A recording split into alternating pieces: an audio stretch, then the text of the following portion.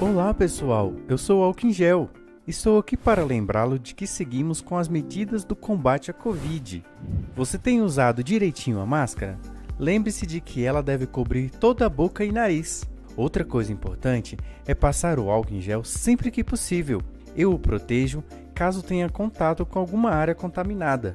Lembre-se sempre de mim, estou aqui para ajudá-lo. A gente combate de longe mesmo. Por isso, precisamos manter a distância mínima de 2 metros. Não vamos dar espaço para o coronavírus. Não se aglomere. O combate à Covid depende de mim, de você e de todos nós. Saiba mais. Acompanhe as nossas redes sociais para manter-se informado sobre todas as decisões do IFB.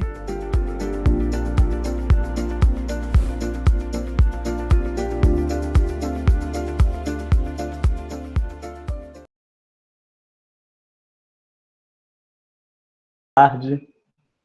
Sejam bem-vindas, bem-vindos e bem-vindes à nossa segunda roda de conversa. Esse encontro online conta com a presença de intérpretes de Libras, Bruna Ferreira e Paloma Souza, agradecemos a presença, e audiodescrição.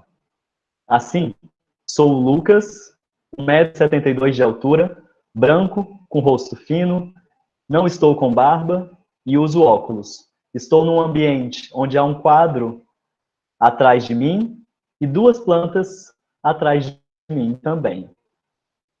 Na nossa roda de conversa de hoje, falaremos sobre autonomia artística e gestão e produção cultural. É uma parte da programação do 17º Festival Dança, um evento organizado por discentes e docentes do curso de licenciatura em dança do Instituto Federal de Brasília, nosso conhecido IFB, com o objetivo de fomentar a arte e a cultura dentro de toda a instituição, além de permitir a integração entre discentes, docentes e artistas com a comunidade externa.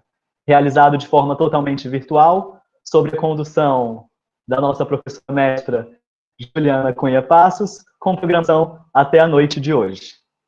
Essa transmissão é pelo canal do YouTube @TVIFB, com audiodescrição e interpretação de Libras. Nosso bate-papo acontecerá também com a presença de você que está aí do outro lado da tela. Envie suas perguntas no chat, que nossa equipe transmitirá na medida do possível, abordando o tema que a gente estiver conversando aqui com os nossos artistas convidados.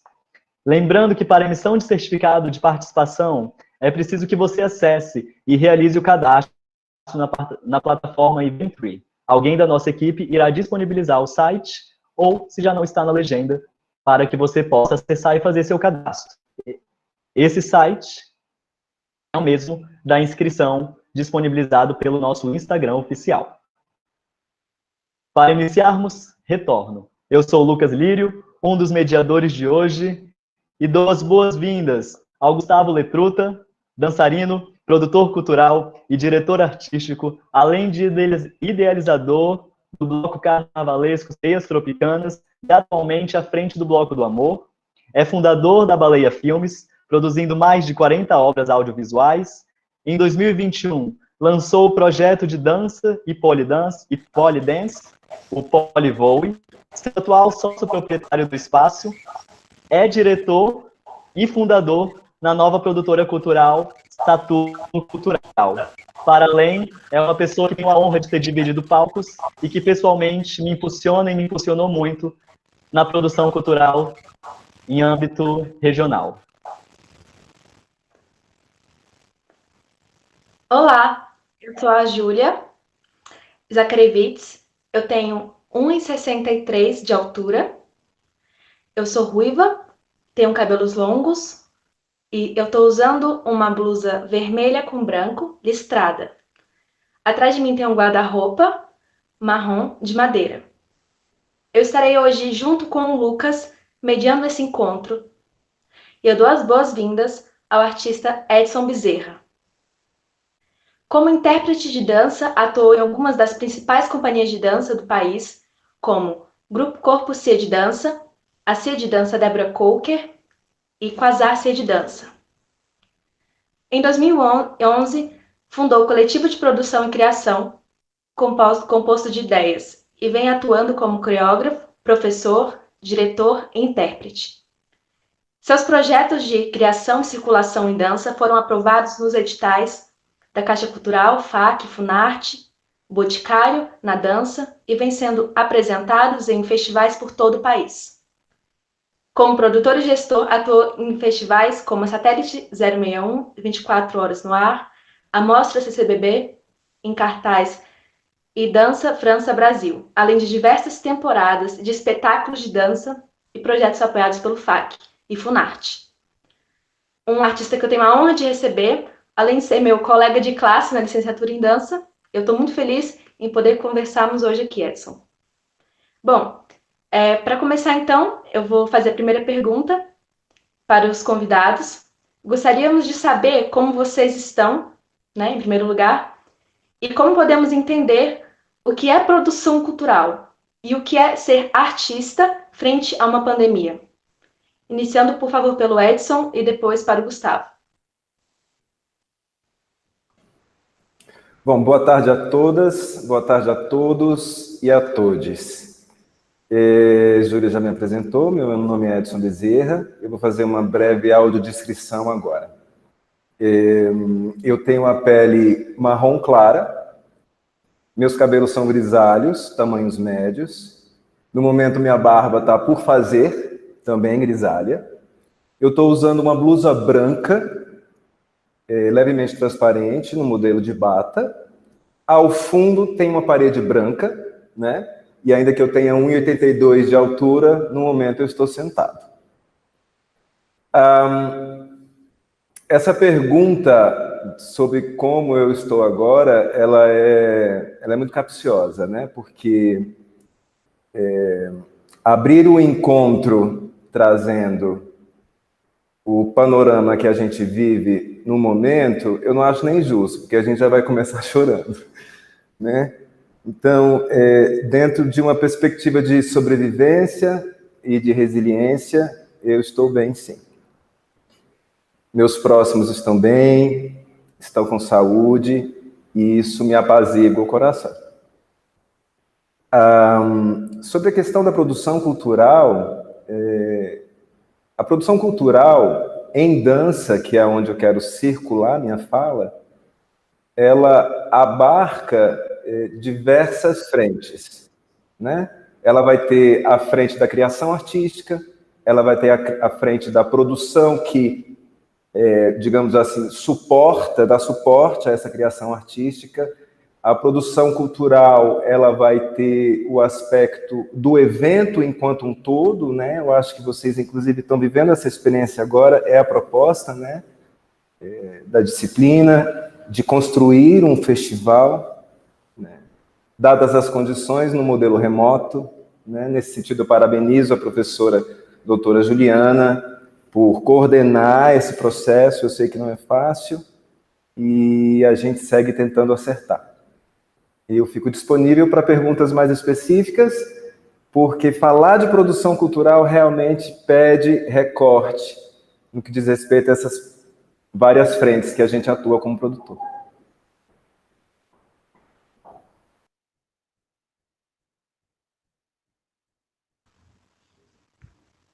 Bom, acredito que agora é o meu momento de fala.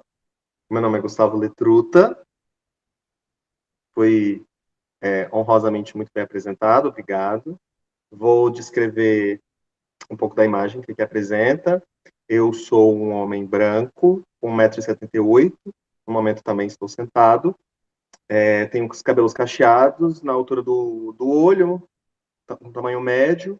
Estou com uma barba grande e não tão bem cuidada, mas na medida do possível a gente tenta. Estou com uma blusa branca regata, e no fundo da imagem tem uma parede branca com alguns certificados de workshops e atividades artísticas.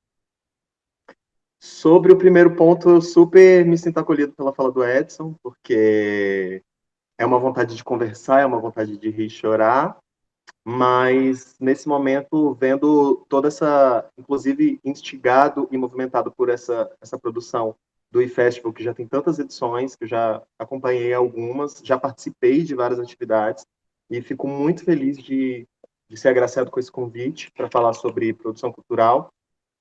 inclusive trocando figurinhas com o Edson, que é uma pessoa que já é referência para mim desde o início da minha carreira, que eu já acompanhava.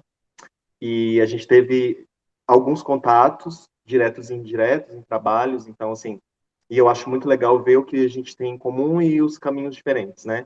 Especificamente, eu acho que eu vou trazer para o dia de hoje o enfrentamento de recentemente ter acolhido um, um espaço cultural, né, um estúdio de atividades em dança e polidense, e logo no momento onde a gente teve o retorno do lockdown e de uma situação extremamente problemática para o nosso país. Então, eu acho que eu vou falar um pouco disso e, nesse momento, entender que o que a gente tem, para além das nossas questões psíquicas, psicológicas, mentais e emocionais, que já são suficientemente muito difíceis de lidar, a gente. Eu concluo a minha fala agora dizendo que estou caminhando para um processo de coletividade, de trabalhos colaborativos, para potencializar as nossas fragilidades e transformar em alguma força, sabe? Eu acho que eu diria isso nesse momento. Chegamos, então, para conversar um pouco sobre o que é nossa fragilidade, que ela é coletiva nesse momento artístico. Eu acho que esse encontro de fala permeia as duas respostas. E é com essa honestidade que a gente vai seguir essa roda de conversa, e é com essa honestidade que você, do lado, pode trazer perguntas para a gente sobre esses desafios que aparecem para você também, seja no fazer cultural, ou seja no fazer artístico, que se envolve e se intercalam. Bom, para a gente dar um impulso e retornar um pouco a um tempo não pandêmico, pergunto, agora direcionando ao Gustavo, logo depois ao Edson, como foi a trajetória para a primeira produção cultural? Como é que foi o primeiro desafio? Qual foi o primeiro cenário que você fala, isso daqui é fruto de uma produção cultural, isso daqui tem um trabalho meu de produção cultural? Você se apresentou como artista nesse trabalho? Ou você ficou apenas é uma palavra delicada, né? Você ficou cuidando da produção, especificamente? Direciono primeiro ao Gustavo, para depois então ao Edson.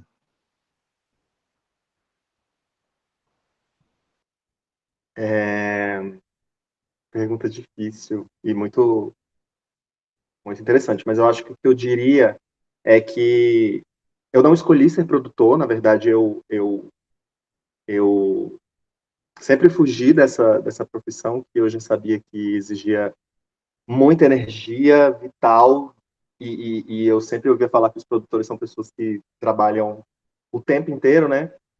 Mas, ao mesmo tempo, tinha um lugar de muita admiração, porque muitas produtoras e produtores conseguiam quebrar barreiras para fazeres artísticos, né? Então, acho que uma das minhas primeiras experiências foi quando eu senti uma necessidade de conectar profissionais da dança e que eu achava que estavam desconectados. E aí foi quando eu fiz um workshop de 4 professores, foi a primeira coisa que eu me coloquei assim, na produção. Vou fazer um intensivo de um dia, que inclusive o Lucas estava, onde se chamava Workshop Queer, que era um workshop com 4 professores LGBT, onde a gente dialogava diferentes gêneros de dança, de street jazz contemporâneo, do estileto e, se eu não me engano, alguma outra dança urbana, da onde eu venho, né? E que foi um encontro de pessoas LGBT e pessoas que são a favor da diversidade, e que foi um encontro muito legal para a gente dialogar como que se fala esse corpo enquanto identidade, né? E aí, a partir disso, a gente teve um resultado muito positivo e eu falei, nossa, é possível, né? E aí foi possível exatamente porque eu tinha muitas pessoas para me auxiliar e num processo muito errante, várias coisas dão certo, várias coisas não dão certo.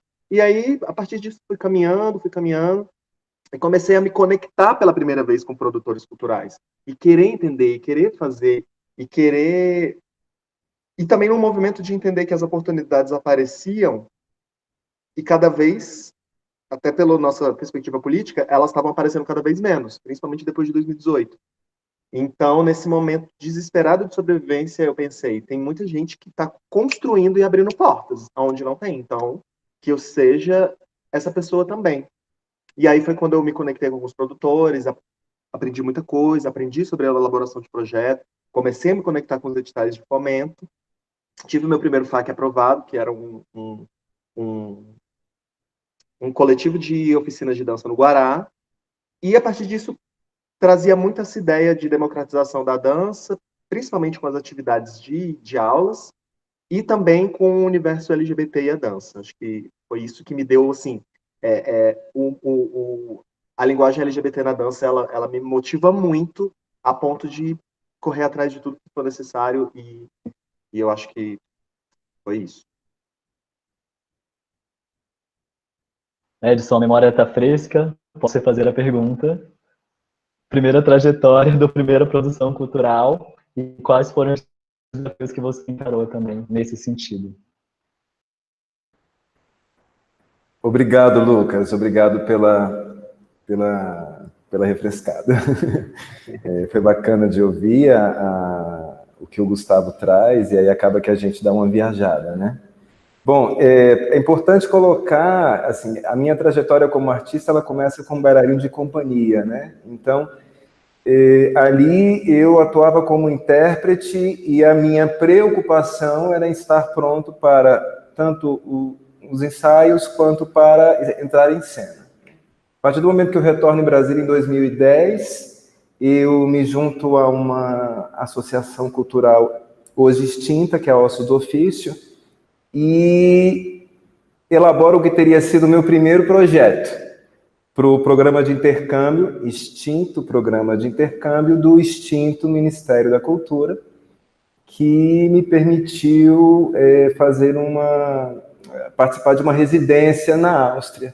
Então, esse foi o primeiro projeto que eu escrevi e foi aprovado, mas ele era relativamente simples. Quando eu parto para a criação e penso em ter o Fundo de Apoio à Cultura como fomento, como patrocinador, aí eu convido um gestor e elaborador, uma pessoa com experiência, porque eu entendo que as premissas para a elaboração de um projeto, para a construção de um projeto,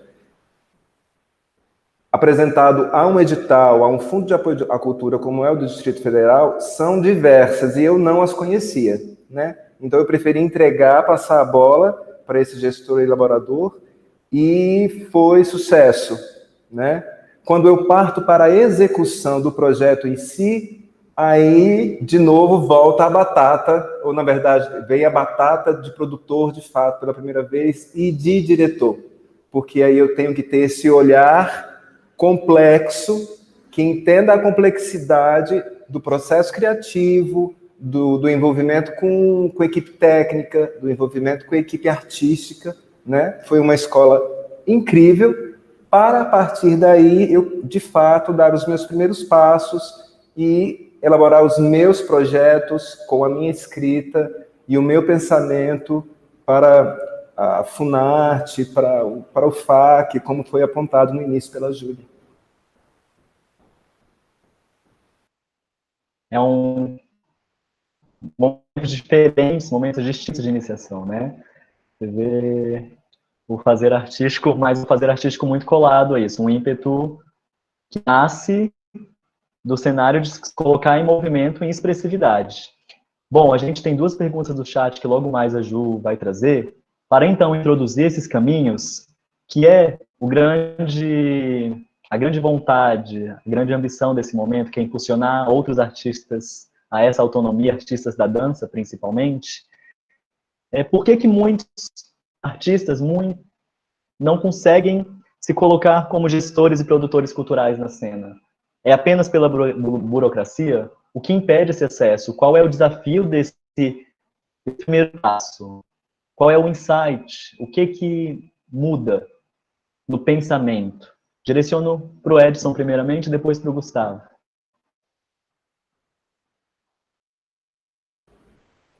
Bom, então, também é uma outra pergunta muito capciosa, né? Porque para a gente falar de autonomia, a gente não pode se furtar ao dever de falar sobre privilégio, né? Porque os diferentes níveis e as diferentes capacidades de autonomia, elas estão diretamente conectadas à formação, a contexto social, né? Ser autônomo como um homem branco é muito diferente de ser autônomo como um homem negro, nessa mesma perspectiva para a mulher, nessa mesma perspectiva para, enfim, para a diversidade de histórias, de narrativas que envolvem quem faz, né, quem produz arte. Né? Então, assim, falar de autonomia é entender que a autonomia está diretamente ligada a lugares e locais de privilégio. Né? Mas, como pista para essa autonomia, né, o que eu posso falar do meu lugar de fala é que só com a mão na massa, né, só com a batata quente, assando, queimando, para a gente entender e construir a autonomia por meio desse processo empírico mesmo. É erro, é acerto, é achar que acertou e se perceber numa realidade completamente diferente, onde o acerto já não funciona mais, né? Então, eu acho fundamental entender que a área de produção cultural, ela também é uma área de conhecimento, né? Se a gente tem dança como área de conhecimento, quando ela se liga à área da produção, são duas áreas que precisam dialogar, né? Então, o que eu aponto para caminho em termos de autonomia é conhecimento específico das áreas. Saber o que é o seu projeto, saber o que é o seu... Né? Porque o projeto sempre nasce de um sonho, né? Sempre nasce de um desejo. Então, é entender quais são as suas necessidades, o que está gritando, imperando, o que é importante para você naquele momento, mas, sim, traçar o caminho dessa profissionalização, né? Então, ela pede formação, ela pede busca de conhecimento.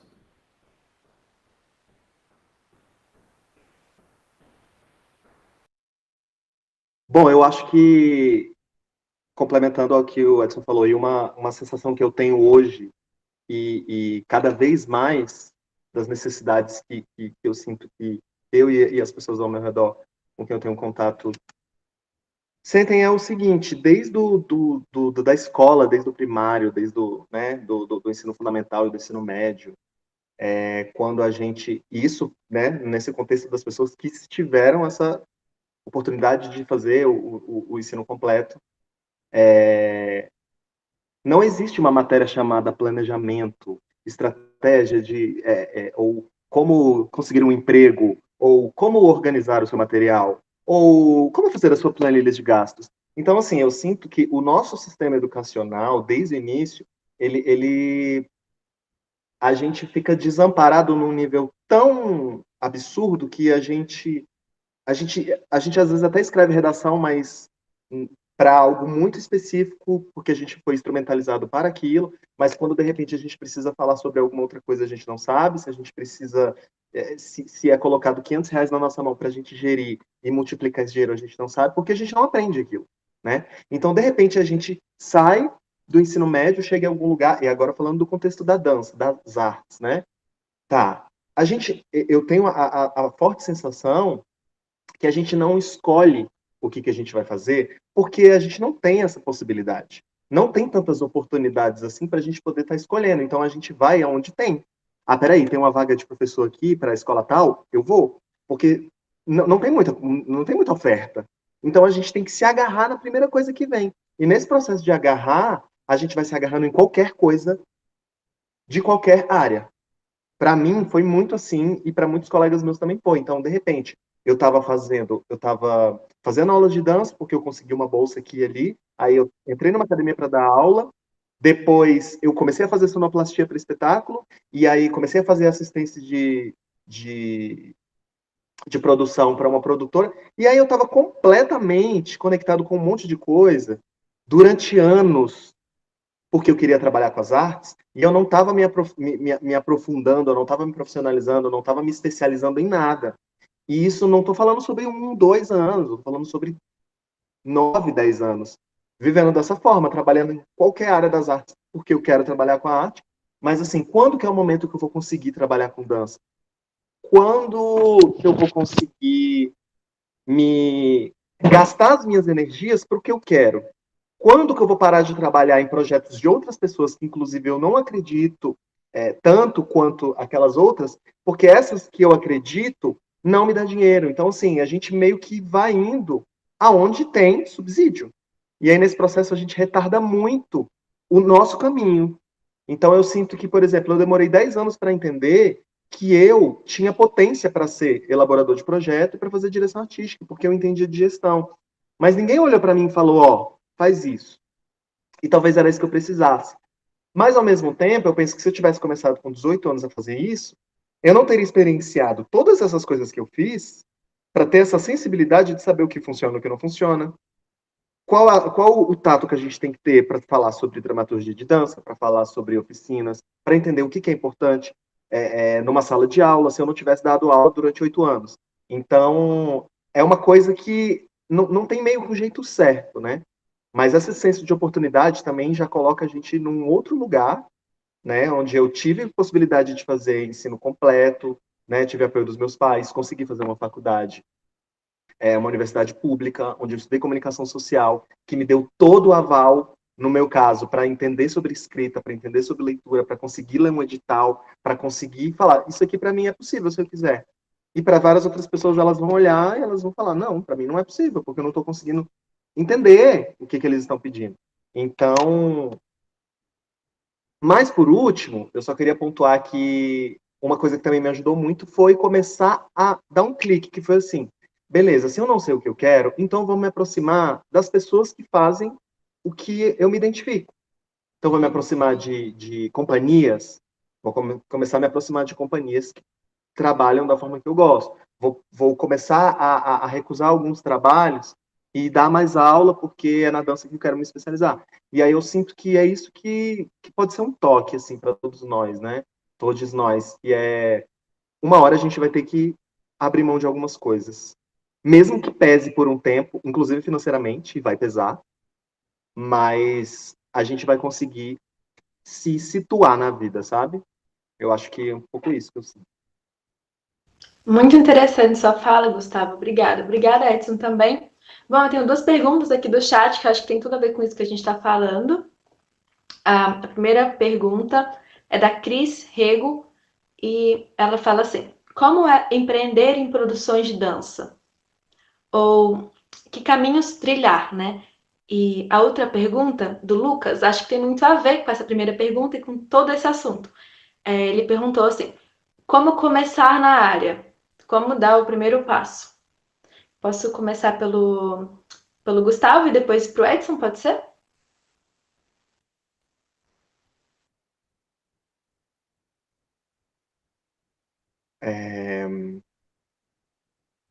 Bom, sua pergunta me fez pensar duas coisas. Em relação ao fazer, duas alternativas três alternativas. A primeira que seria a mais fácil, que é quando a gente tem um patrocínio, quando a gente consegue um apoio, quando a gente consegue uma realização, um fomento, né? Que é o que a gente tem, inclusive, praticamente sobrevivido no momento que a gente está de lockdown, ou a gente consegue uma possibilidade de uma inscrição e de uma seleção em alguma coisa para a gente conseguir fazer de casa, ou então a gente nem sei.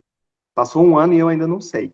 Não sei mesmo, gente. Mas eu sinto que uma experiência que eu tive esse ano que foi positiva, que era, ou eu junto uma grana, eu não tenho patrocínio para fazer um intensivo de dança, que foi o que eu fiz aqui no Polivão, inclusive, antes do lockdown. Eu não tenho dinheiro, perdão, eu não tenho um patrocínio, então eu vou fazer um evento pequeno e vou criar um modus operandi de produção onde todo mundo consiga acolher o projeto e para que eu não tenha que fazer tudo sozinho, se eu sei que eu não vou dar conta, se são tantas coisas para se fazer. Então, era um intensivo de dança de 7 dias. Eu entrei em contato com os professores e falei, gente, vamos fazer um intensivo, todo mundo junto, todo mundo contribui. E como a gente não tem esse patrocínio, então a gente vai arrecadar todo o dinheiro e dividir igualmente entre todos nós.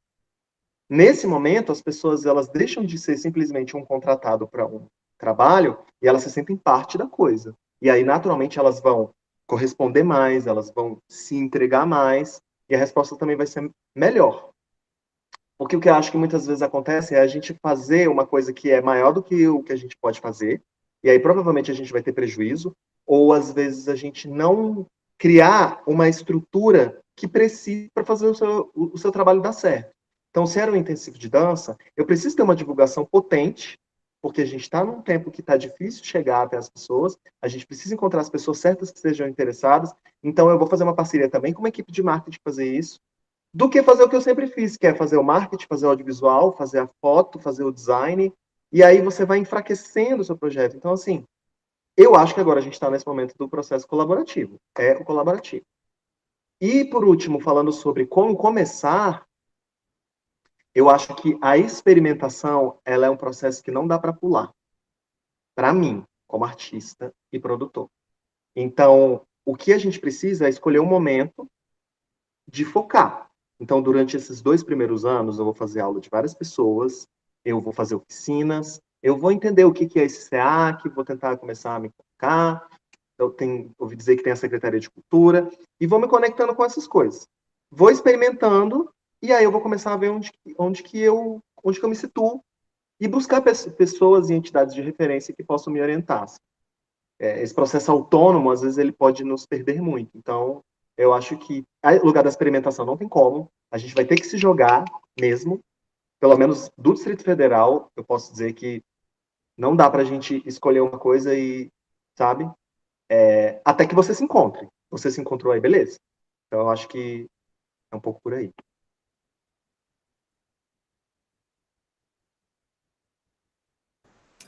Bom, para mim, eu concordo com o Gustavo em vários aspectos, assim, mas eu diria que para mim empreender está diretamente relacionado a, de alguma maneira, inovar, criar algo novo, atender a uma demanda, entrar em diálogo com o contexto em que você está para entender o que esse contexto precisa, né? Porque de nada adianta eu vir com uma ideia genial se essa ideia genial não tiver uso para o meu contexto, né? Então, assim, eu acho importante sempre pensar nisso. O que é que eu quero fazer, para quem eu quero fazer e o que esse empreendimento... O que e a quem esse empreendimento atinge em termos de desdobramento, sabe? Então, assim, eu tenho essa ideia do que é empreendimento. E aí eu acho que não há uma maneira, não há como você conceber, assim, primeiro que eu acho que para você sonhar, ter ideias, é preciso que você tenha substrato, né? Você tem informação. Então, numa certa medida, eu entendo o que o Gustavo coloca, né, dessa multiplicidade de atividades e num determinado momento, perceber que precisava focar e delegar para outros profissionais. Maravilhoso. Mas nesse momento em que você está em construção, que você está em formação, eu acho que tem que fazer tudo mesmo, entendeu? Tem que fazer corte e costura para entender como é que a figurinista trabalha, entendeu? Tem que fazer curso de iluminação para entender como é que o iluminador trabalha, até para saber pedir para ele o que ele quer, o que você quer que ele faça por você num cenário, num espetáculo, ou na construção de um ambiente, entendeu? Então, me parece que, antes de tudo, é preciso informação, fazer cursos, né? Eu acho que com o advento do isolamento social, tem muito curso online, dos mais diversos, dos diferentes escopos, desde os super pagos aos baratinhos para iniciantes, para quem já está caminhando, né? Então, é aproveitar, em especial, esse momento do isolamento social e correr atrás de informação, sabe? Até porque, olha que interessante, né? Como é que as coisas se esbarram e dialogam. O que acontece com a gente nos primeiros 3 meses de isolamento social? O que fazer? O professor que trabalhava no ambiente presencial recebe lá a batata quente assando de que ele tem que passar a dar a aula que ele dava por meio da tela, sem formação e sem tempo para essa formação. Então, quer dizer, a formação ela vai acontecer durante o próprio semestre letivo. Foi assim, a gente viveu isso no Lidança, bravos e bravas professores e professoras que, com suas tecnologias, seus próprios fundos, foram atrás de formação, né? Foram atrás de plataformas, trouxeram isso aí para os seus institutos, para os seus empregadores, para que, enfim, um fosse nutrindo ao outro e a gente, de repente, chegasse onde a gente está. Todo mundo achava que ia durar 6 meses, né? Está caminhando para o 2º ano e é isso. Vamos falar de gestão, voltamos a falar de gestão, com o nosso gestor, né, com o presidente que a gente tem, vai demorar mais ainda, poderia ser mais rápido, poderia ter sido menos doído, poderia ter sido menos criminoso, mas quando se tem um genocida como gestor à frente de um país, é difícil chegar a um lugar diferente do que a gente está chegando. Mas ok, vamos voltar para o empreendimento. A vontade de mudar, o desejo de criar, né? Buscar formação. Eu continuo buscando formação, não paro, né? Dentro dessa perspectiva do ensino, é um aspecto que é uma qualidade dos professores e das professoras, né? Formação continuada, né? E aí parar para pensar nisso, sabe? Se for professor e professora que passou por todo um processo de formação, licenciatura, mestrado, doutorado, precisa continuar buscando informação, não dá para a gente, artista, do nada, esperar que o nosso empreendimento vai acontecer no estalo. Então, não tem outra, gente. Caminhos possíveis para trilhar é formação, é informação, é dialogar com os pares, né? É isso que está acontecendo aqui comigo, entre mim e o Gustavo, entendeu? Essas perspectivas diferentes, né? Dialogar e entender o que o contexto está pedindo, porque senão a criação é totalmente umbigo para dentro. Obrigada, Edson. Haja força para a gente se reinventar, né? Como tudo que você falou. Agora, entrando em políticas públicas, tem uma pergunta aqui: quais os benefícios e os desafios, né, que a gente tem quando a gente conhece, quando a gente se depara com esses editais, com as leis de incentivo, o credenciamento artístico? E qual a importância de tentar participar desses processos? Com Edson, por favor, primeiro. E depois sigo para o Gustavo, por favor. Tá bom, Gustavo, você vai ter mais tempo agora dessa vez para elaborar. Bom, vamos lá. Quando a gente fala de credenciamento, assim, de cara dentro dessa perspectiva de DF, a gente vai lembrar do SEAC, né? Que é o Cadastro de Agente Cultural dentro da Secretaria de Economia Criativa do Distrito Federal, né? É esse cadastro, é esse número, né? Mais uma vez a plaquinha, que te dá a possibilidade de investir na participação em um edital, né? Então, assim, esse é o caminho. Mas como chegar à porta da secretaria, né? A construção de um portfólio. É importante que eu que quero me cadastrar como ente agente cultural, me entenda de fato como ente agente cultural, olhe para a minha trajetória e me enxergue como ente agente cultural. Porque aí, se eu não me enxergo como ente agente cultural, que então eu corra atrás, lá vem de novo a bendita da formação, corra atrás de me tornar um ente agente cultural, né? Interferindo no meu contexto, por meio das minhas ações e das minhas produções artísticas, trabalhando com pares, né? Experimentando essas diversas camadas e construindo esse portfólio, porque isso é fundamental. Quando você apresenta para a secretaria a sua proposta de cadastro, é importante que você tenha ali um portfólio, mostrando que você é um ente agente cultural. Você trabalhou em determinadas áreas que comprovam que você é um artista atuante na cena do Distrito Federal e em torno, né? Então, se eu não me engano, eles continuam trabalhando com 2 anos de experiência, né? A construção de um portfólio de no mínimo 2 anos de experiência e atuação artística no DF e em torno, né? E um comprovante de endereço. Esses 2 documentos são os documentos que balizam a aceitação do seu cadastro como ente agente cultural. Com esse cadastro, ficar antenado por meio do site da Secretaria, por meio do site do Fundo de Apoio à Cultura, para, enfim, não perder a oportunidade de escrever o seu projeto.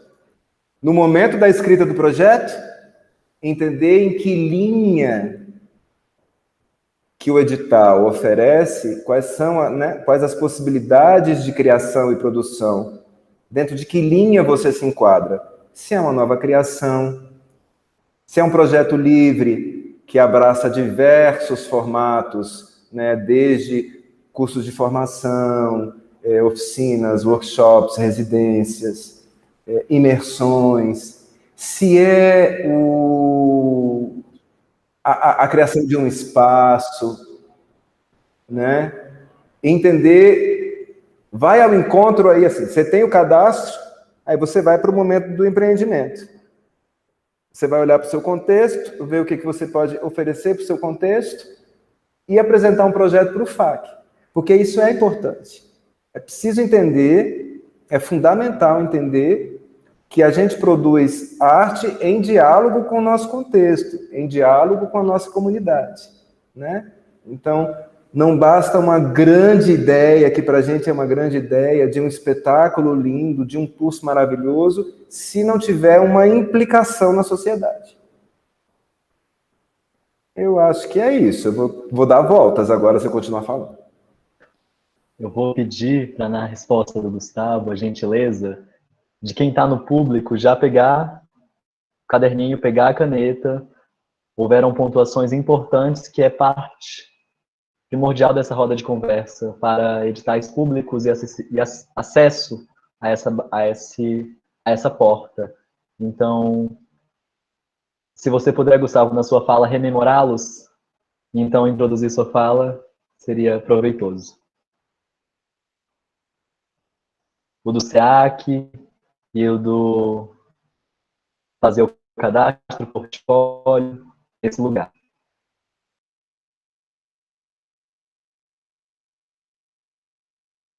Você está com o microfone desligado. Você pode... Pronto. Desculpa, gente. Eu vou começar de trás para frente, porque essa fala do Edson, ela mexeu. Sabe quando mexe assim, lá no... A Billy sobe? Porque é muita coisa. Mas eu acho que o Edson tocou num ponto que me fez refletir sobre uma coisa que eu acho que é muito importante de ser dita. Que ela já passou por mim algumas vezes e eu sempre entendia isso de uma forma ruim, e agora eu entendo com uma outra leitura, que é sobre a perfeição do artista, que eu atribuo uma palavra já puxando para o lugar da excelência. A gente vive num país, a gente vive num governo, a gente vive numa sistematização cultural onde a gente é sugado, onde é cobrado muito de nós e nada de retorno, ou muito pouco. Então, para a gente ter um momento gostoso de retribuição, que seja de reconhecimento, que seja o financeiro, que seja tudo junto, a gente tem que ralar muito. Porém, depois de um tempo, algumas coisas vão ficar mais tranquilas, vão ficar mais fáceis. Mas uma coisa que eu entendi que funcionou muito bem é buscar excelência. Eu quero fazer um projeto megalomaníaco. Eu quero um festival gigantesco. Eu tenho condição de fazer isso e apresentar um festival com excelência, com inovação, com qualidade técnica, com capacidade de receber público, com um atendimento muito bom para as pessoas que foram convidadas. Não dou conta. Não, então beleza. Então eu vou fazer o seguinte: eu vou dar uma oficina só. Vou dar uma oficina e vou chamar um colega. Mas eu vou fazer essa oficina ser a melhor oficina da vida das pessoas. Eu vou preparar um material completo. Eu não vou chegar lá assim, e aí, galera, deixa eu ver o que eu vou fazer. Isso acontece muito. Isso acontece muito. A gente joga uma ideia, porque a gente tem muito amor por alguma ideia, e aí a gente vai lá e joga. E, tipo assim, cara, eu tenho um material dela, eu tenho referências, eu estudei sobre isso. Será que eu estou pronto para dar essa oficina? Especificamente falando sobre o meu lugar no corpo drag, né? Quando eu comecei a dar algumas oficinas, e aí não tá muito bom, aí vou e volto. E aí eu lembro, a primeira vez que eu dei uma oficina que foi, assim, muito sucesso, que foi quando eu realmente parei, eu falei, não, velho, chega de chegar na hora para dar aula e preparar a coisa 5 minutos antes, ou nem preparar, achar que a gente, tudo é intuitivo, porque eu sou artista, então é só jogar a minha alma que as pessoas vão gostar. Não, elas não vão gostar, elas não vão voltar. Então, acho que o primeiro ponto é ver o tamanho do que a gente pode propor e ser excelente no que a gente vai se propor. Trazer inovação, trazer qualidade, trazer conteúdo, trazer profundidade, trazer empatia, trazer alegria, fazer as pessoas gostarem, criar, sabe, intersecção entre as pessoas. Eu acho que a gente, às vezes, está muito num lugar do cansaço, e esse cansaço faz a gente fazer tudo muito mediano, porque a gente quer fazer muita coisa, né? E durante muito tempo eu passei por isso, de sentir uma angústia e não saber por quê, e depois eu olhar 3 anos atrás, eu falar, gente, que merda de trabalho que eu ofereci, que vergonha do que eu fiz, assim. E aí eu me comparando comigo mesmo, né? Então acho que esse é o primeiro ponto, que é assim, capricha no que você for fazer, sabe? Faça algo que você olhe e você fala assim, meu Deus, isso aqui é muito bom. E separe tempo para isso, né? Que seja um festival, que seja uma oficina, que seja, entendeu, um compartilhamento, que seja um espetáculo, que seja um solo de dança, quero fazer uma dramaturgia, quero fazer o som para alguém. Tipo assim, capricha, capricha, dá o seu melhor. Busca todas as ferramentas para você surpreender. Não basta só entregar um trabalho bom. A gente sempre tem que surpreender, porque esse é o lugar que nós vivemos. E às vezes me incomoda muito quando a gente vê que tem muita, como diria uma blogueira, síndrome de Fernanda Montenegro. O síndrome da Fernanda Montenegro é tipo assim, mas eu sou um artista foda, todo mundo vai me convidar. Entendeu? Eu não preciso fazer nada, eu só preciso dos convites, porque eles vão aparecer, porque eu sou muito foda, eu sou muito maravilhosa, eu sou uma dançarina exímia. E tipo, não. Nesse país, pelo menos, não vai funcionar assim. Tem as exceções, mas assim, você precisa ter um material de apresentação, você precisa ter muita especialização, então você precisa estudar, experimentar, se capacitar, se especializar, ter uma área que, tipo assim, eu sou uma das únicas que pode oferecer isso, então estrategicamente isso vai ser bom. Quantas pessoas trabalham dança e universo drag em Brasília? Pouquíssimas, então é aí que eu vou. Quantas pessoas trabalham produção cultural no salto alto, por exemplo? Então, assim, a gente encontrar nosso lugar de brilho. Qual é o nosso superpoder? Qual é o meu superpoder? O que eu posso oferecer que poucas pessoas vão oferecer e aí eu vou buscar para eu apresentar uma parada legal. E aí, junto disso, a gente tem que ter credibilidade. Para a gente fazer as pessoas criarem adesão pelo nosso trabalho, a gente tem que trazer credibilidade. Então, assim, você tem um material de apresentação? Tenho. Você tem material de vídeo? Tenho. Tem material de foto? Tenho. Tem um portfólio? Tenho. Está cadastrado no SEAC? Sim. Já sabe escrever? A gente às vezes nem sabe, mas a gente fala, vou dar conta, eu vou atrás, eu me viro. A gente tem que estar de prontidão, assim. E a gente também tem que ter atitude, entendeu? Não espera alguém bater na sua porta, que ninguém vai bater. Não é assim que funciona aqui, pelo menos. Então, eu acho que esse lugar das oportunidades que se a gente ouviu falar que tem um fomento, um patrocínio, possibilidades de você ter suporte financeiro através da Secretaria de Cultura, só de você ficar sabendo disso, você já tem que ir atrás. Ah, mas eu não sei escrever. Ah, mas eu não sei fazer o portfólio. Então, vamos chamar as monas, vou ficar no Instagram, vou fuçar, vou atrás, até eu achar. Pronto, consegui alguém que vai me ajudar o portfólio. Não consegui, então eu vou bater na porta do Edson e falar, Edson, não sei fazer o portfólio, me ajuda. O que eu posso fazer para você de volta? Eu sei fazer foto e vídeo. Então eu vou fazer as fotos do trabalho do Edson e vou ganhar de volta, né, essas permutas, se eu não posso pagar por isso, né? Mas aí, finalizando, então, essas oportunidades que a gente tem dos editais, todos eles pedem a mesma coisa, falando de política pública. A gente precisa de material de apresentação, eu preciso gravar um vídeo, eu preciso ter um material de foto, eu preciso mostrar que eu existo. Tá aqui, ó, eu fiz isso, eu fiz isso, eu fiz isso. Quantas vezes eu já troquei ideia com pessoas que, tipo assim, ah, eu fiz o certificado. Quer dizer, eu fiz um evento tal, mas eu não tenho nada para provar. E aí, assim, meu Deus, quanto tempo foi perdido porque você não tem como mostrar o trabalho que você fez. A gente tem que ter muito cuidado e zelo por tudo que a gente fizer. Tudo, tudo, tudo, tudo. Ainda mais na era digital, né? Tudo é registro. Às vezes a pessoa não quer nem ver você dançar, né? Ela só quer ser um vídeo. Ela só quer ver um vídeo. Então, fecho minha fala falando sobre isso. O SEAC está aí, né? Tem muitas pessoas movimentadas, produtoras culturais, que estão tirando dúvidas. O próprio Instagram da Secretaria de Cultura, ele sempre disponibiliza, tira dúvidas, né? E cola nas pessoas que você acha que podem saber. Quantas pessoas já chegaram para mim e falavam, olha, eu não sei fazer essa parada. E aí eu vou te dar uma dica e tal. Ou se isso me exigir muito, eu vou falar, ó, eu vou ter que parar para fazer tal parada. Então, vamos fazer uma troca? Pronto. Então, a gente tem que ter atitude, cara, ó, não dá para dormir, não dá. E nisso a gente fica morta de cansada, mas aí vai conquistando algumas coisas. Apareceu um edital, tô passando no Instagram, aparece Festival Lararará. Passei no Facebook, tarará, chamamento público. Passei patrocínio. E agora? E agora? O que eu faço? Gustavo, me ajuda. Edson, depois contribui com a ajuda, se possível.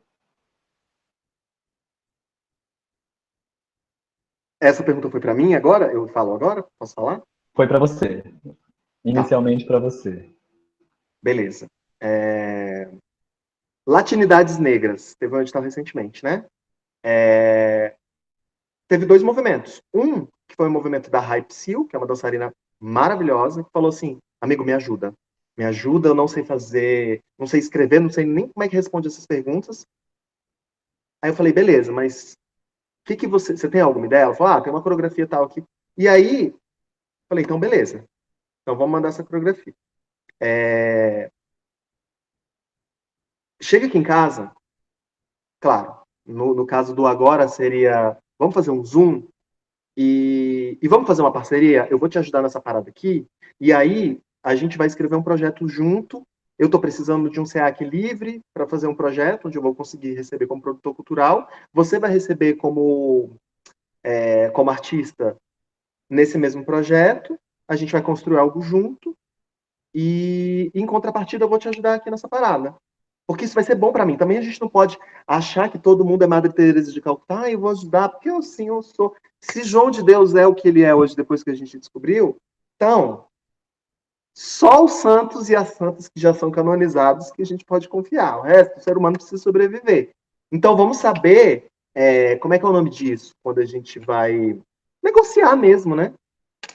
Então, acho que nessa perspectiva é isso. Às vezes eu também não vou fazer, não vou saber esse edital. Então, eu vou bater na porta do Edson, vou bater na porta de alguém que tem mais experiência e falar, como é que eu faço essa parada aqui? E a verdade é que a galera sempre está muito disponível. Às vezes a pessoa não vai ter todo o tempo, mas ela vai dar a dica, porque no final das contas todo mundo quer crescer junto, a gente quer se ajudar. O edital de Latinidades Negras não tem nada a ver com o meu perfil, mas olha só o tanto que eu posso contribuir para a RAI, e ao mesmo tempo ela contribui lá na frente, né?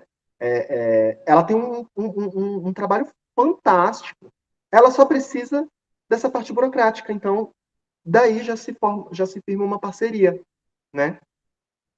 Edson Bezerra, com vocês.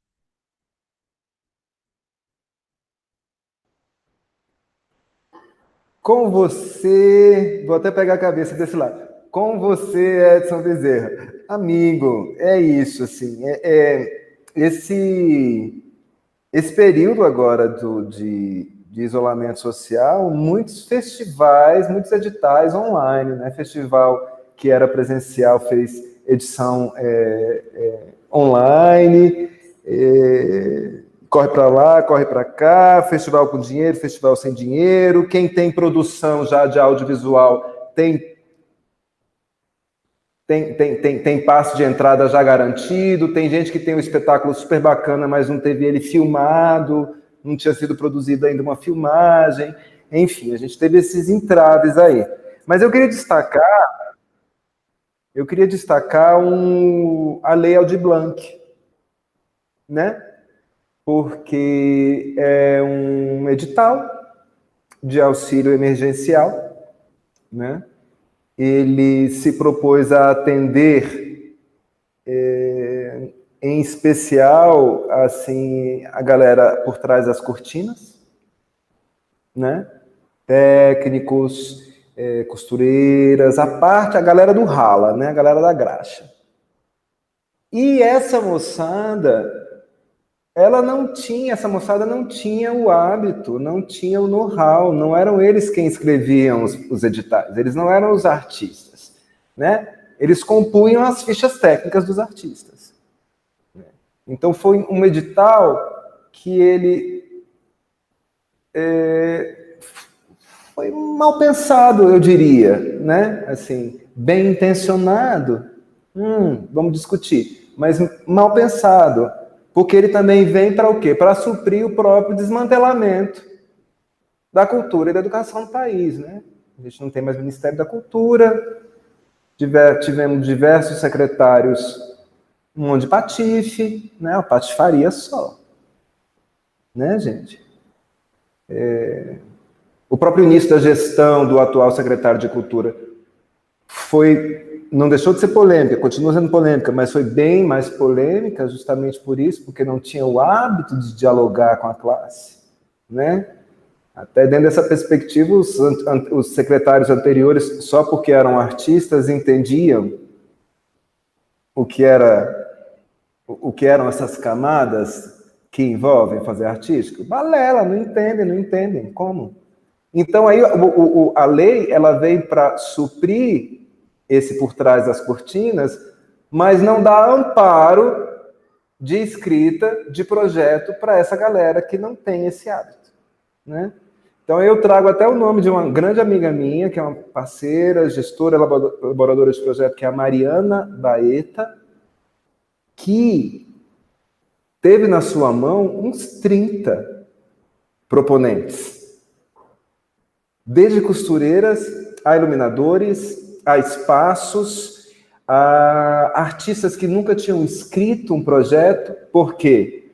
Né? Sempre contrataram um gestor, sempre contrataram um elaborador, e de repente o alcance em nível orçamentário de um projeto da lei para a Lei Aldir Blanc não conseguia pagar decentemente um gestor e elaborador de projeto, né? Então, eu trago esse panorama, né? Pegou todo mundo, assim, com realmente, assim, aquele ditado das calças curtas, eu não sei nem se é legal falar ele, mas pegou todo mundo, né? Ninguém esperava, né? A gente está passando por uma grande escola, Eu estava até discutindo isso com uns amigos no grupo de estudo, que eu me vi, eu vou escrever uma carta para a Covid. Quer dizer, velho, já deu, cara. Já deu, não dá mais, entendeu? Não tem como mais. Mas aí, de repente, eu me peguei no lugar da Covid. E a Covid falando para mim assim, filho, minha proposta eram 3 meses iniciais. Eu vim para ficar 3 meses. Quem insiste em me manter aqui são vocês, porque vocês não aprendem. Eu vim, trouxe uma perspectiva de, olha a higiene, vamos se cuidar, o isolamento social salva, mantém vidas, blá, blá, blá, blá, blá, vocês não entenderam. Então, aí passando de novo por um outro lockdown aqui nessa cidade.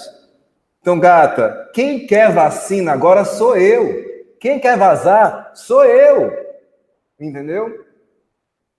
É isso. A gente tem a chance, uma oportunidade de uma grande escola para repensar modos de produção, entendeu? Modos de produção. Porque, assim, o que eu sinto é que esse modelo, pelo menos o modelo híbrido vai continuar, entendeu? Gente, meu cabelo está ficando cada vez mais bagunçado. Ô, Gustavo, chama a Larissa, por favor. Com certeza a Larissa Hollywood vai saber o que fazer com o meu cabelo. Temos aí nas nossas mãos uma grande escola, entendeu? Em diferentes níveis. Então a gente tem que aproveitar isso. Assim, a gente, pelo menos, tem que aproveitar, porque a gente passa isso para frente. Sabe? É isso. Seu cabelo tá lindo. O que é, gente, essencial, indispensável para um artista da dança sobreviver de forma autônoma? E vocês consideram esse cenário mais para possível ou mais para utópico?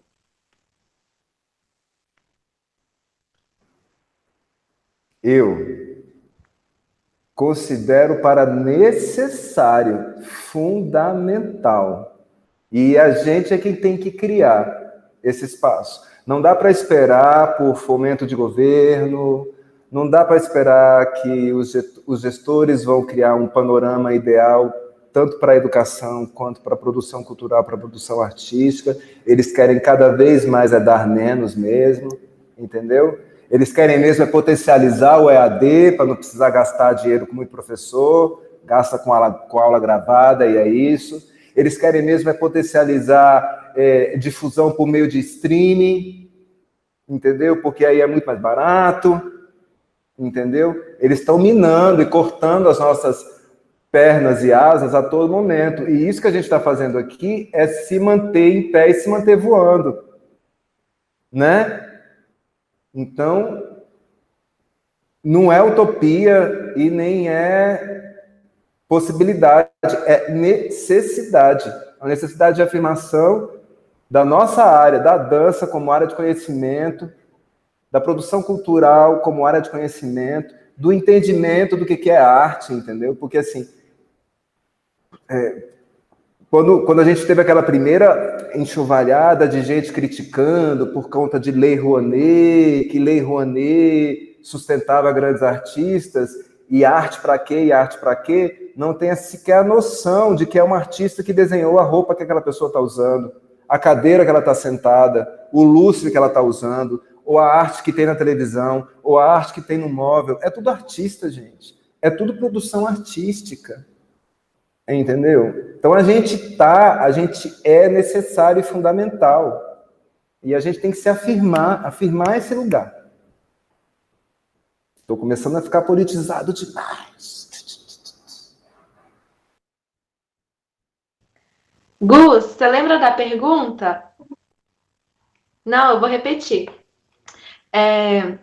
O que é essencial, o que é indispensável para o artista da dança sobreviver, né? De forma autônoma. E você considera esse cenário mais para possível ou mais para utópico?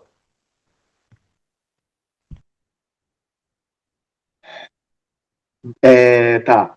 Eu fiz uma anotação aqui que eu acho que talvez já contemple, eu anotei aqui, viver de dança, que aí pode ser viver de arte, né? Versus fazer arte. Por que eu pontuo essa diferença? Porque uma coisa é eu querer me sustentar e ter uma vida digna e gostosa. Porque tem um momento que a gente entende que o que a gente precisa é de uma vida digna, a gente comer e pagar o aluguel. Não, a gente tem que ter uma vida digna, a gente tem que ter uma vida maravilhosa, cheio de mimos, entendeu?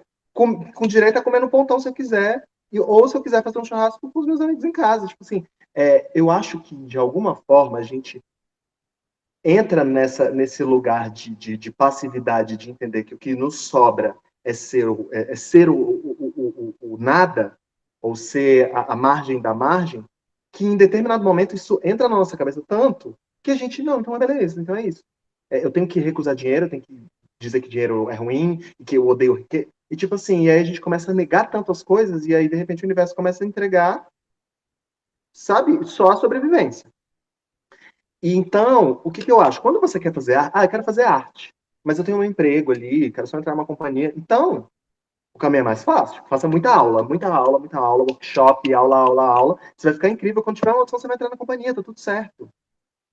Agora, se você quer entrar na companhia e você quer viver de arte, ou você vai ter que ter outros trabalhos relacionados, ou você vai dar aula, ou você vai chegar no coreógrafo, no diretor e falar assim, ó, deixa eu ajudar a produzir, deixa eu captar recurso, deixa eu aprender sobre tal parada para eu movimentar essa companhia para que ela se sustente.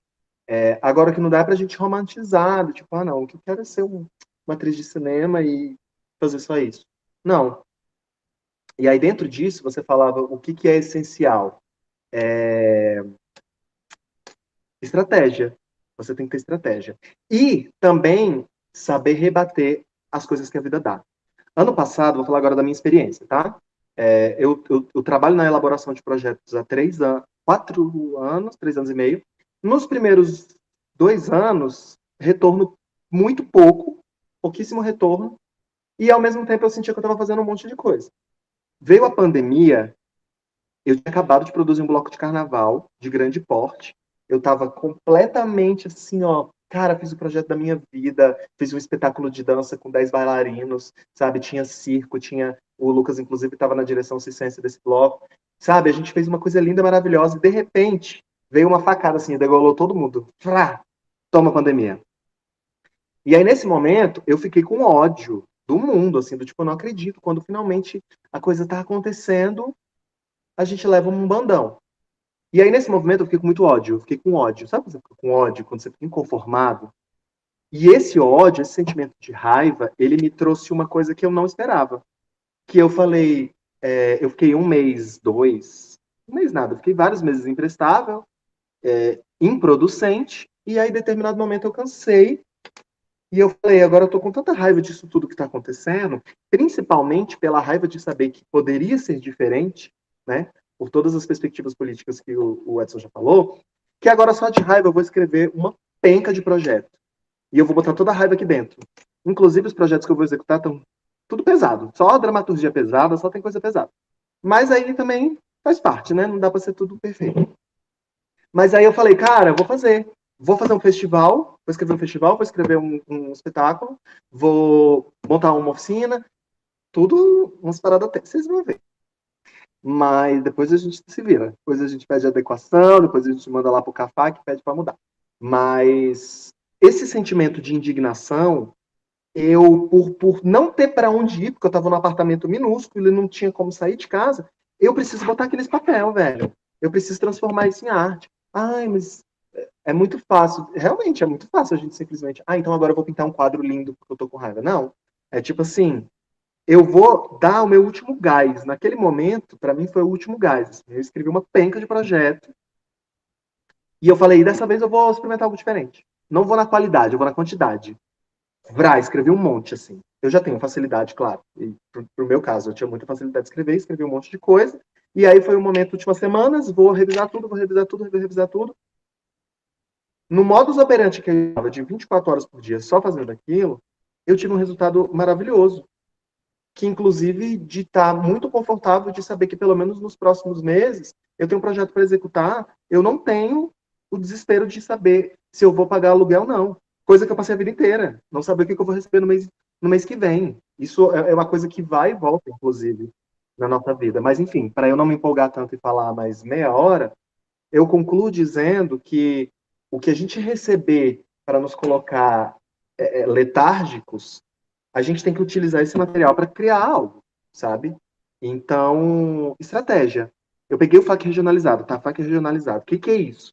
Tá. FAQ regionalizado é quando não acontece no plano piloto. Beleza. Quais são as pessoas que eu conheço? Quantas pessoas teriam um SEAC livre? E comecei a fazer tudo isso. Será que essas pessoas têm alguma ideia? Eu não vou ter ideia para tudo isso, mas eu tenho algumas. Vou propor.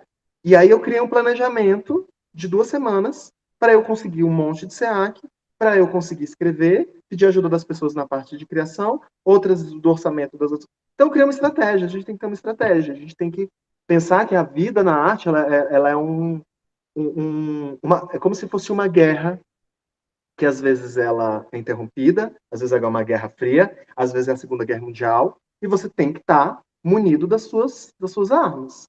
E que elas vão mudar o tempo inteiro, mas assim, estratégia, planejamento e as conexões com outros artistas, né? Pra você conseguir. Eu tinha uma pergunta para fazer, mas eu senti uma vontade por essa finalização de... Vou fazer ela, vou introduzi-la, e daí, Edson, se quiser contribuir no assunto que o Gus traz também, sinta-se à vontade para retornar e a gente vê por esse cenário. Produção. É correria? Segundo Laban, é tempo urgente? Tem que ser assim?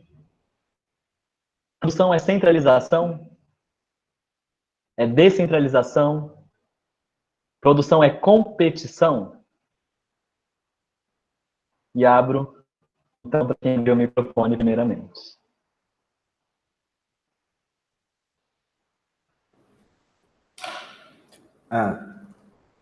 Então,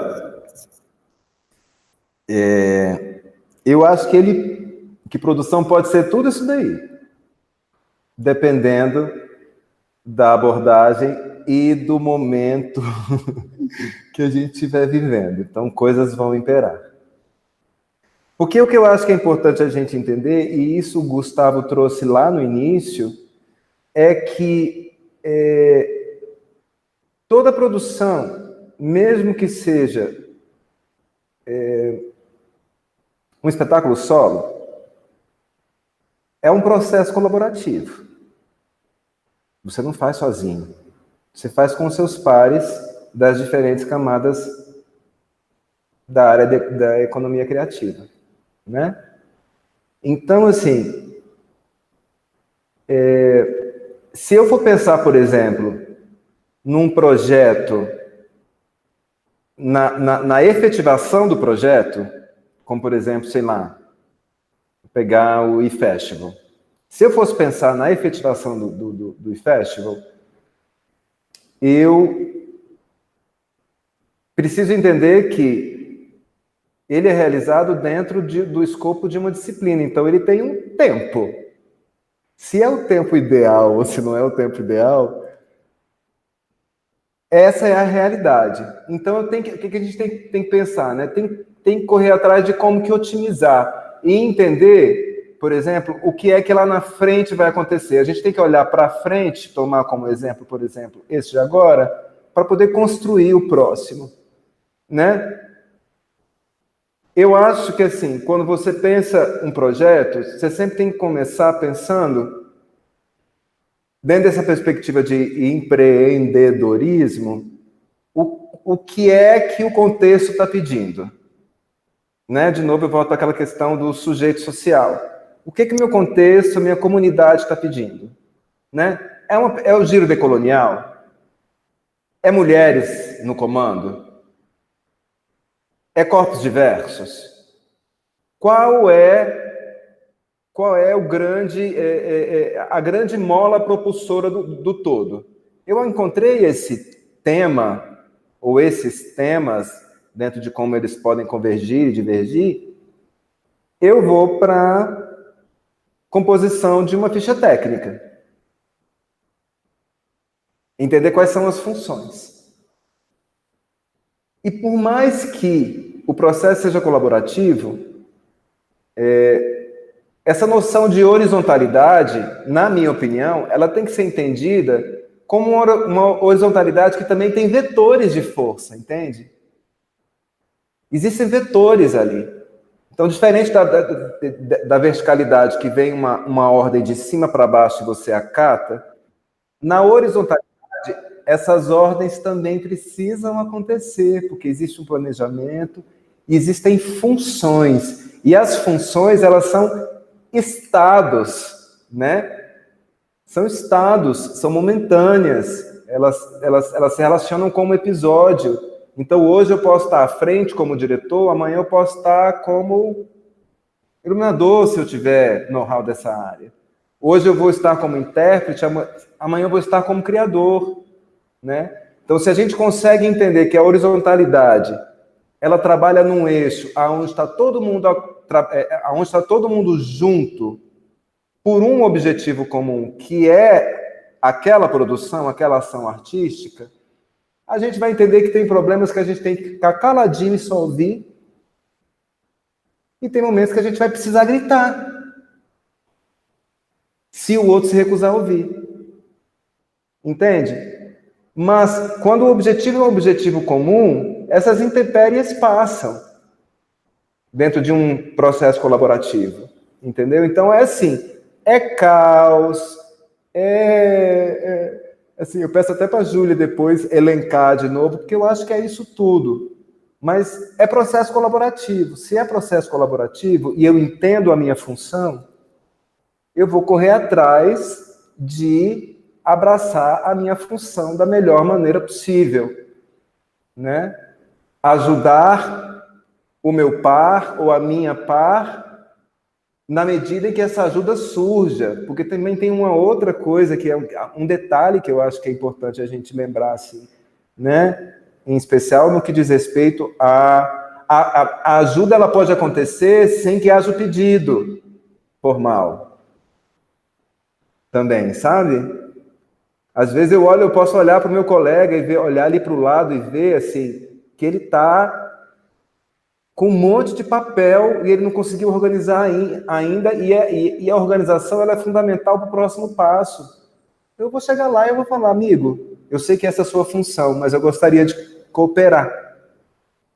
Vamos organizar seus papéis? Organizou os papéis, devolve a função. Então é vetor de força, sabe? Na horizontalidade existe vetor de força, não é todo mundo falando ao mesmo tempo, não é todo mundo no mesmo nível, e um olho de fora, ele é fundamental. Alternâncias de posição, de olho de fora, também é fundamental. Eu acho que é isso. René Morangas, produção cultural é correria? Segundo o Laban, é tempo urgente? Precisa ser assim? É competição, é centralização? Com você. Adorei essa pergunta. Eu entendi algumas coisas, depois de 12 anos trabalhando na área, algumas coisas, né? E eu entendi que esse processo megalomaníaco, ele sempre vai fazer parte dos meus trabalhos. Por quê? Porque tudo ao meu redor gira nesse sentido. Eu sou drag queen, eu gosto de tudo exagerado, eu gosto de tudo grande, de muita cor. Eu gosto de trabalhar com circo, dança, teatro. Eu gosto de misturar essas coisas. E aí eu percebi, tá, se eu quero fazer sempre essa coisa virtuosa e cheia de coisa e vai e desce, puxa e desce na tirolesa, isso significa que é porque eu dou conta? Não. Então, o manual do artista, por Gustavo Letruch. Primeira coisa é o seguinte, saiba que isso foi a drag que me trouxe, inclusive. Saiba o que você tem de melhor, saiba o que você tem de pior. O que eu tenho de melhor? Eu tenho força, eu tenho resistência, eu dou conta de trabalhar de madrugada, eu consigo virar 3 dias se eu precisar. Mas o que eu tenho de pior é exatamente isso. O não freio, o querer ir até o fim. É chegar no meio do carnaval e ser internado porque tive pedra nos rins porque não bebi água. Sabe? E aí perceber que, já que eu tenho esse movimento 250 volts, eu preciso de pelo menos 2 pessoas que me freiem. Se eu tenho uma perspectiva de produzir muita coisa, de escrever muito, de criar muito, eu preciso de pessoas que me ajudem a me organizar. Então, eu preciso de alguém que me acalme. Eu preciso construir. Se eu encontro outro Gustavo Letruta para trabalhar, a gente vai se perder completamente, porque a gente não tem freio. Então, eu já entendi onde está minha fragilidade.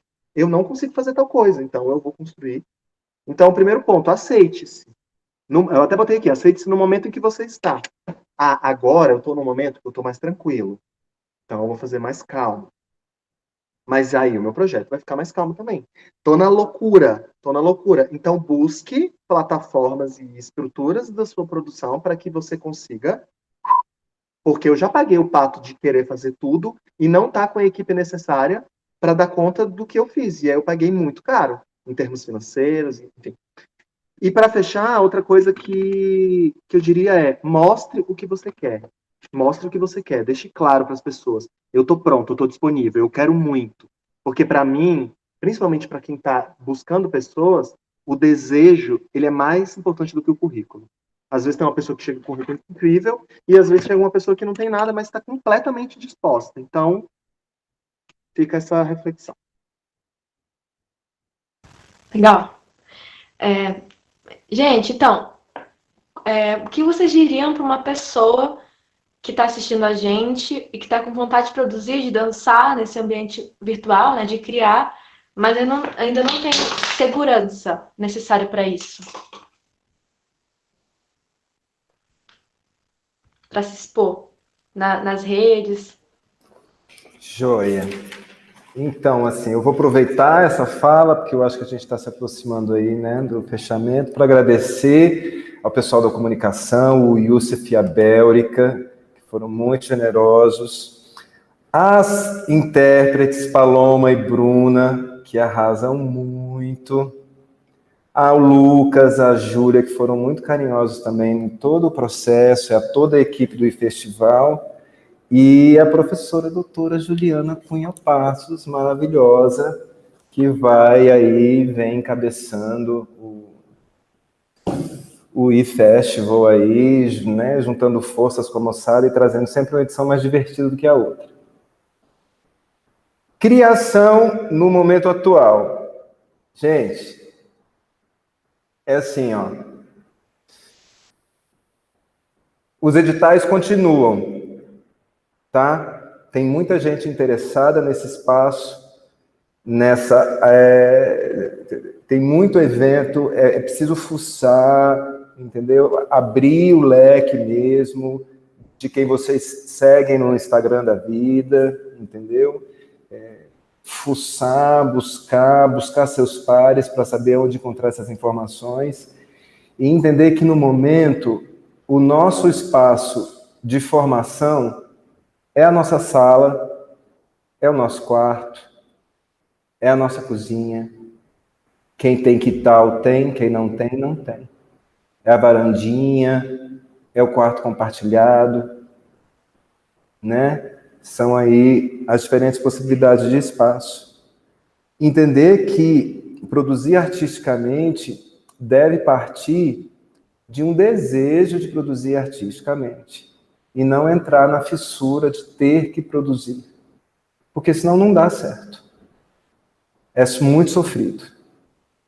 Em contrapartida, a gente precisa sobreviver, né? Então, eu, por exemplo, como artista da dança, é o que eu faço há 30 anos, ou eu me adequo e produzo, ou, como disse o Gustavo, eu não vou pagar o aluguel no final do mês, né?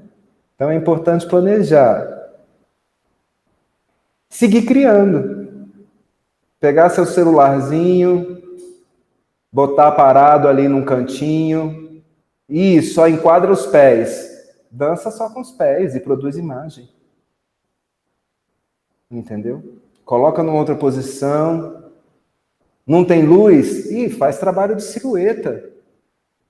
Entendeu? Mas produza artisticamente. Siga lendo. Siga ouvindo música. Siga pintando, se preciso for. Transforme a arrumação de casa num processo de limpeza de si mesmo também, sabe? Tem que seguir. Tem que seguir.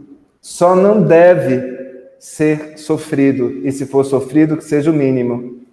E que se for sofrido, que seja substrato para a criação, como os projetos que o Gustavo disse que vai fazer. Aliás, Gustavo me chama.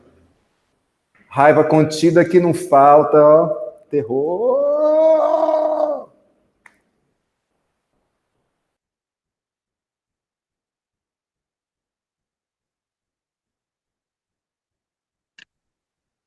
Posso falar? Tá. Vou complementar, então, só agradecendo, né, já pontuando a partir de toda a fala do Edson, agradecer mais fortemente as pessoas que eu tive mais contato, Julie e Lucas. Muito obrigado. Me inspira muito ver produções realizada por artistas produtores. Cada vez eu me apaixono mais por essa nomenclatura de profissionais que são produtores, mas que têm a trajetória, a experiência e a sensibilidade de fazer produção cultural, olhando tudo que o artista necessita, né? Os resultados disso são completamente outros. O tanto que as pessoas se conectam com o projeto e se entregam é outro. Então, só quero agradecer mesmo. Para mim foi muito rico ter esse encontro com todos vocês. Queria, inclusive, ter ouvido as mais, inclusive, queria ouvir mais Lucas, queria ouvir mais Júlia, queria ouvir mais todo mundo, mas que sejam o primeiro de muitos. E a última coisa que eu tenho para dizer vai fazendo, gata, bora fazendo, já diria Inês Brasil, que Deus te ajudará. Então tem que ir fazendo. Se você não tem como pagar o produtor e o produtora das galáxias, você vai ter que fazer e você vai ter que levar umas na cara, e aí você vai aprendendo, você vai ver. Daqui a pouco você tá arrasando. Mas faça, não espera não. Não espera o momento ideal. Ele não existe. Faça agora, amanhã, comece. Gostaria de agradecer Paloma, Bruna, Bélrica, User, Edson, Júlia, Juliana e Gustavo Letruta, principalmente nossos convidados, por estarem aqui, disporem desse tempo para trocar informações tão importantes e genuínas que me movem. Já por essa conversa eu saio inspirado, até a minha cachorrinha está inspirada, e gostaria de pedir para que o User coloque todo mundo na tela. Estamos lá, a gente acende um tchau, impulsione com um sorriso nesse cenário difícil, que a gente vai sobreviver, estamos bem, vamos permanecer bens e vamos nos fortalecer em elo. Nossa política pública inicia aqui. Gratidão à presença de todos vocês.